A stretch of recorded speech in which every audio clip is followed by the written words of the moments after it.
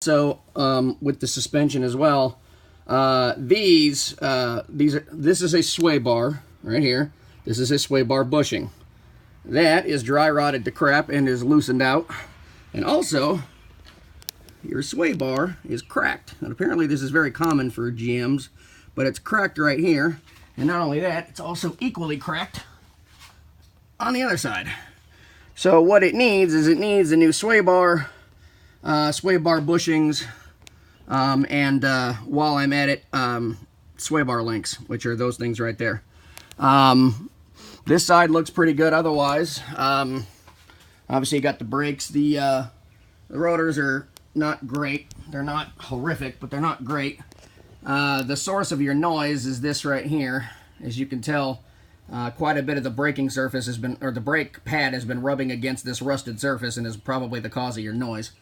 But yeah, so that's pretty much what we have. So we'll do the brakes and the oil change today. But I would recommend in the future looking into that axle, which I talked about in the other video, and also replacing that sway bar, the bushings, which are again these things, the sway bar, and the links, which are these things right here. And then also there's one other thing I noticed as well. The lower control arms here, which is this whole thing, the lower control arm, the front bushing of the lower control arm is not good. It's loose out of the arm. If I get a pry bar in here, which I gotta figure out where my pry bar is. Get a pry bar in here. There we go.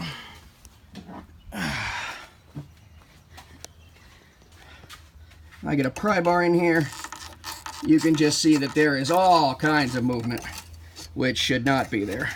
Again, this is also an extremely common GM problem. It happens to a lot of them.